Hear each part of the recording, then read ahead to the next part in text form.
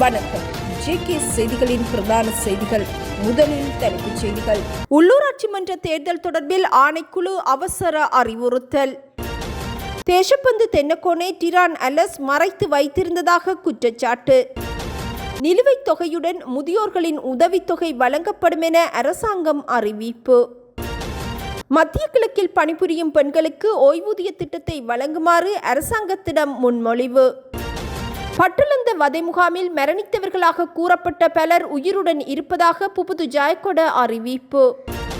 முகப்புத்தகம் மூலம் விருந்தில் இணைந்து கொண்ட 29 இளைஞர் யுவதிகள் கைது. கொழும்பு நோக்கி பயணித்த பேருந்து ஒன்று விபத்துக்குள்ளானதில் 21 பேர் வைத்தியசாலையில் அனுமதி. வெலிகம விடுதி துப்பாக்கிச்சூட்டு சம்பவம் தொடர்பாக பொலிஸ் மா அதிபர் தேசப்பந்து தென்னக்கோன் கைது செய்யப்படுவதை தடுக்கும் இடைக்கால உத்தரவை பிறப்பிக்க மேன்முறையீட்டு நீதிமன்றம் இன்று மறுத்துள்ளது.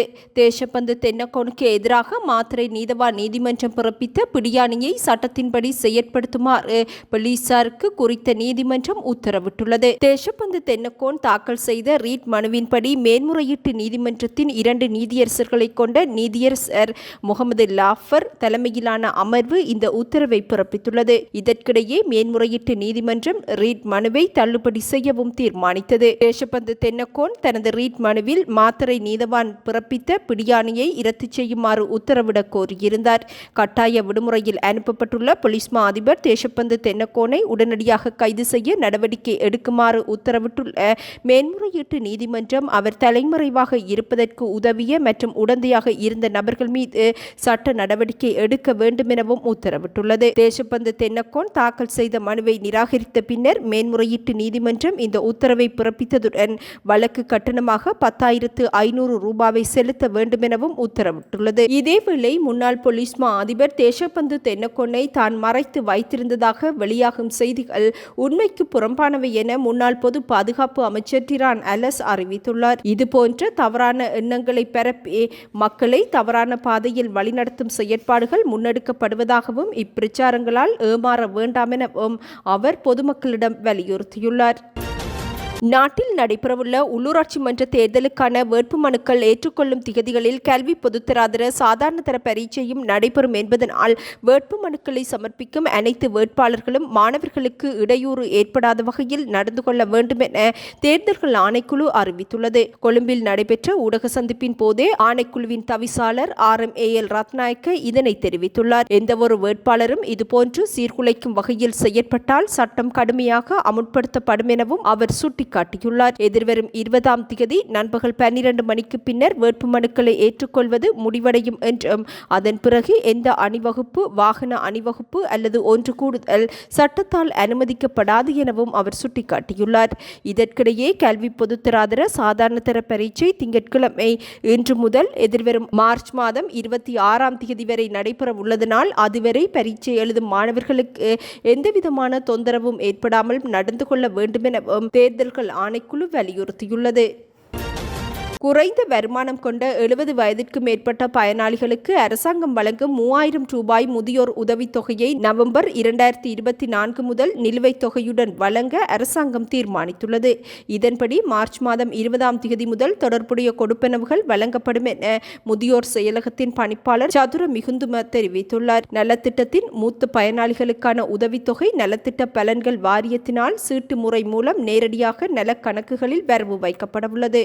இதன்படி இதுவரை உதவித்தொகை பெறாத குடும்பங்களில் உள்ள முதியவர்களுக்கு மாத்திரம் மார்ச் மாதம் 20ஆம் தேதி முதல் தபால் மற்றும் பிரதி தபால் நிலையங்கள் மூலம் நிலுவையில் உள்ள கொடுப்பனவுகள் உள்ளிட்ட பணம் செலுத்த தேவையான ஏற்பாடுகள் செய்யப்பட்டுள்ளன.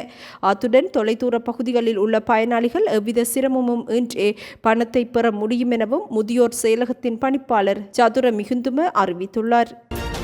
மத்திய கிழக்கில் பணிபுரியும் பெண்களுக்கு ஓய்வூதிய திட்டத்தை அறிமுகப்படுத்துமாறு அரசாங்கத்திற்கு முன்மொழிவதாக கண்டி மாவட்ட நாடாளுமன்ற உறுப்பினர் ஜமிந்தி ராணி கிரியல்ல அறிவித்துள்ளார். மத்திய கிழக்கில் வீட்டு வேலை செய்யும் பெண்கள் நம் நாட்டிற்கு அதிகளவு அந்நிய செலாவணியை அனுப்பும் ஒரு குழுவாக உள்ளனர். அவர்களை நன்றாக கவனித்துக் கொள்ள வேண்டும். அவர்களின் நலனை முடிந்தவரை முழுமையாக உறுதி செய்வது அரசாங்கத்தின் பொறுப்பாகும். வெளிநாட்டு வேலைவாய்ப்பு பணியகம் தனக்கென ஒதுக்கப்பட்ட பணிகளில் பெரும் பகுதியை கொண்டுள்ளது. எனவே மத்திய கிழக்கில் பணிபுரியும் நமது பெண்களுக்கு ஓய்வூதிய முறைமையை அறிமுகப்படுத்த நான் அரசாங்கத்திற்கு முன்மொழிகின்றேன் என கண்டி மாவட்ட நாடாளுமன்ற உறுப்பினர் சமிந்திராணி கிரியல்ல தெரிவித்துள்ளார். பட்டளந்த வதை முகாமில் நடந்த கொடூரங்களுக்கு கண்கண்ட சாட்சியங்கள் மிக அதிகமாக உள்ளதாகவும் குற்றம் சாட்டப்பட்டுள்ள ரணில் விக்ரமசிங்க உள்ளிட்ட அனைவரையும் அரசாங்கம் கைது செய்ய வேண்டும் என முன்னணி சோசலிச கட்சியின் கல்வி செயலாளர் புது ஜெயக்கொட தெரிவித்துள்ளார். அப்போது பணியாற்றிய டாக்லஸ் பீரிஸை கைது செய்யுங்கள் என தெரிவித்துள்ள அவர் தான் மரணித்து விட்டதாக டாக்லஸ் பீரிஸ் பகிரங்கப்படுத்தியுள்ள போதிலும் அவர் இதுவரை உயிரிழக்கவில்லை எனவும் புது ஜெயக்கொட குறிப்பிட்டுள்ளார். தற்போது பாரிய சர்ச்சைகளை தோற்றுவித்துள்ள பட்டளந்த வதை முகாம் தொடர்பான ஆணைக்குழுவின் அறிக்கை தொடர்பில் கருத்துரைக்கும் போதே புபுத்து ஜெயக்கொட இதனை குறிப்பிட்டார். பட்டளந்த முகாம் ஆட்கொலை விவகாரத்துடன் தொடர்புடைய ரணில் விக்ரமசிங்க உள்ளிட்ட குற்றம் சாட்டப்பட்டுள்ள அனைவரும் கைது செய்யப்பட வேண்டும். இந்த விடயம் தொடர்பில் மறைக்கப்பட்ட உண்மைகளை முழு உலகமும் அறிய வேண்டும். குற்றவாளிகளுக்கு தண்டனை வழங்கப்பட வேண்டும். இது அரசியல் பழிவாங்கல் அல்ல. நாட்டில் இடம்பெற்ற குற்றங்களுக்கு கண்களால் கண்ட சாட்சியங்கள் உள்ளன. காலம் தாழ்த்த வேண்டாம். சாட்சி வழங்கியவர்கள் வயது சென்று மரணிக்கும் வரை காத்திருக்க வேண்டுமா? எனவே பார்த்து கொண்டிருக்காது தற்போதைய அரசாங்கம் குற்றங்களுக்கு எதிராக நடவடிக்கை எடுக்கப்பட வேண்டும். இவ்விவகாரம் தொடர்பில் குற்றம் சாட்டப்பட்டவர்களை கைது செய்து விசாரணைகளை மேற்கொள்ள வேண்டும். டாக்லஸ் பீரிஸை கைது செய்ய வேண்டும். தான் மரணித்து விட்டதாக அவர் பகிரங்கப்படுத்தியுள்ளார். எனினும் எமக்கு கிடைக்கப்பெற்ற தகவலுக்கமைய அவர் இதுவரை உயிரிழக்கவில்லை. தாம் வாழும் போது உயிரிழந்து விட்டதாக பொய்யான தகவல்களை பரப்புவது பாரிய குற்றமாகும். அங்கு இடம்பெற்ற துன்புறுத்தலில் சுனில் தொல்கட பிரதான நபர். அவரையும் கைது செய்ய வேண்டும். அங்கு கடமையாற்றிய போலீஸ் அதிகாரிகளையும் கைது செய்ய வேண்டும். அங்கு பணியாற்றி ஓய்வு பெற்ற ஒருவர் அண்மையில் பல தகவல்களை பகிரங்கப்படுத்தியுள்ளார். சிலர் பாலியல் ஆசைகளை நிறைவேற்றிவிட்டு அந்த இளைஞர்களுக்கு செய்த பாலியல் துன்புறுத்தல்கள் தொடர்பில் கண்களால் கண்ட சாட்சியங்கள் உள்ளன. சுதத் சந்திரசேகரரை கைது செய்ய வேண்டும். ரணிலின் சீடராகவே சுதத் சந்திரசேகர செயற்பட்டார். அப்பதவியில் இருந்து விலகிச் செல்லும் போது அவர் பட்டளந்த படுகொலைகள் தொடர்பில் ரணிலுக்கு கடிதம் ஒன்றை எழுதியிருந்தார். இது தொடர்பில் ஆராய்ந்து அரசாங்கம் சம்பந்தப்பட்டவர்களை கைது செய்ய வேண்டும் என புபுது ஜெயக்கொட வலியுறுத்தியுள்ளார். கம்பஹா பியகம பகுதியில் உள்ள விடுதியொன்றில் இளைஞர்கள் குழுவினால் ஏற்பாடு செய்யப்பட்டிருந்த முகப்புத்தக விருந்து ஒன்று சுற்றி வளைக்கப்பட்டுள்ளது. இச்சுற்றி வளைப்பின் போது 29 பேர் கைது செய்யப்பட்டதாக பியகம போலீசார் தெரிவித்துள்ளனர். நள்ளிரவில் அதிக சத்தத்தை எழுப்பி பொதுமக்களுக்கு தொந்தரவு ஏற்படுத்தும் வகையில் குறித்த விடுதியில் விருந்து நடைபெறுவதாக 119 என்ற அவசர தொலைபேசி இலக்கத்திற்கு கிடைக்கப்பெற்ற முறைப்பாட்டின் அடிப்படையில் சம்பவ இடத்திற்கு சென்ற போலீசார் சந்தேக நபர்களை கைது செய்துள்ளனர். போலீசார் சம்பவ இடத்திற்கு சென்று சத்தத்தை குறைக்குமாறு அறிவிப்பு விடுத்த போதிலும் அதனை கண்டுகொள்ளாது குறித்த நபர்கள் அதிக சத்தத்துடன் செயற்பட்டதாக குற்றம் சுமத்தப்பட்டுள்ளது. இதன்போது 29 இளைஞர்கள் கைது செய்யப்பட்டதுடன் இவர்களுள் 3 பேர் போதைக்கு பயன்படுத்தப்படும் போதைப் பொருட்களை வைத்திருந்ததாகவும் குற்றம் சுமத்தப்பட்டுள்ளது. கைது செய்யப்பட்ட குழுவில் 18 முதல் 30 வயதிற்கு இடைப்பட்ட இளைஞர்கள் மற்றும் பெண்கள் அடங்குவதாகவும் போலீசார் தெரிவித்துள்ளனர். முன்னதாக திட்டமிட்டவாறு நாளை காலை 7 மணிக்கு ஆரம்பமாகி 24 மணி நேர வேலை நிறுத்தத்தை நடத்துவதற்கு சுகாதார நிபுணர்களின் கூட்டமைப்பு தீர்மானித்துள்ளது. சுகாதார நிபுணர்கள் கூட்டமைப்பின் பிரதிநிதிகளுக்கும் நிதி அமைச்சின் அதிகாரிகளுக்கும் இடையிலான கலந்துரையாடல் தோல்வி அடைந்ததே இதற்கு காரணம் எனவும் குறிப்பிடப்பட்டுள்ளது. நிதி அமைச்சுடன் நடைபெற்ற கலந்துரையாடலுக்கு பின்னர் ஊடகங்களுக்கு கருத்துரைத்த அதன் தலைவர் ரவி குமுதேஷ் இதனை தெரிவித்துள்ளார். நிக்கவரட்டிய பகுதியில் இருந்து கொழும்பு நோக்கி பயணித்த இலங்கை போக்குவரத்து சபைக்கு சொந்தமான பேருந்து ஒன்று ஆராய்ச்சி கட்டுவ பத்துலுஓய பகுதியில் வீதியை விட்டு விலகி மரம் ஒன்றில் மோதி பின்னர் கடை மற்றும் வீடொன்றின் மீது மோதி விபத்திற்குள்ளாகியுள்ளது. இந்த விபத்து இன்று காலை இடம்பெற்றுள்ளது. விபத்தில் பேருந்தில் இருந்த பயணிகள் மற்றும் வீட்டில் இருந்த ஒரு சிறு குழந்தை உட்பட 21 பேர் காயமடைந்துள்ளதாக போலீசார் தெரிவித்துள்ளனர்.